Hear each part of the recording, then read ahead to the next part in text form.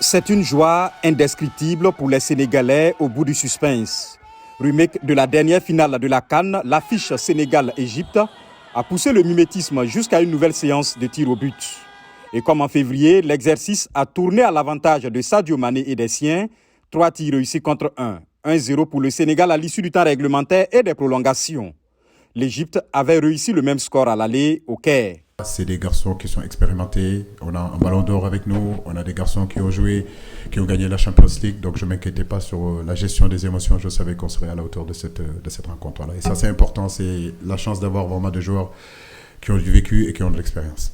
Le champion d'Afrique en titre disputera son 3e mondial, le 2e de suite, pour le plus grand bonheur des 50 000 spectateurs présents au stade flambant neuf Abdoulaye Wade de Diamniadio, près de Dakar. J'étais sûr et certain qu'on allait être qualifié pour la mondiale. Le Sénégal mérite d'être qualifié pour la mondiale. Et Inch'Allah, on va prendre la Coupe du Monde, Inch'Allah. Terrible désillusion à l'inverse pour les supporters algériens à Blida. Victorieux 1-0 à l'aller au Cameroun, les Fennecs ont été battus au bout de la prolongation par un but de Karl Toko Ekambi qui a porté le score à 2-1 et qualifié les siens pour une 8e participation au mondial. Le Maroc sera également du voyage après son large succès 4-1 à Casablanca face à la République démocratique du Congo, 1-1 à l'aller.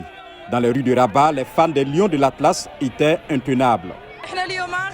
Nous sommes sortis pour célébrer notre victoire.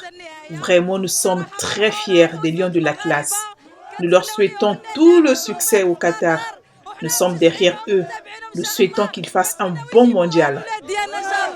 La Tunisie verra aussi le Qatar à la faveur de son succès 1-0 à l'aller au Mali. Dans ce duel retour des Aigles, ceux de Carthage se sont contentés du nul 0-0, suffisant pour se qualifier et mettre Tunis en liesse. Un but à l'extérieur a aussi permis au Ghana de décrocher son billet pour le Qatar. Après le 0-0 à Accra, le nul 1-1 avec le Nigeria à Abuja donne aux Black Stars leur 4e participation à la Coupe du Monde. Cela a provoqué des scènes de violence au stade national Moshood Abiola. Déçus, des supporters nigérians ont pris d'assaut le terrain. Des projectiles ont été lancés et les joueurs ghanéens ont dû se frayer un chemin jusqu'au tunnel. Nous savons que ce sont nos rivaux géographiques, nos rivaux dans le match. Donc nous savions que les tensions allaient être fortes. Mais je ne pense pas qu'un seul d'entre nous s'attendait à ce que cela se transforme en violence sur le terrain, en destruction. C'est une honte, c'est vraiment une honte.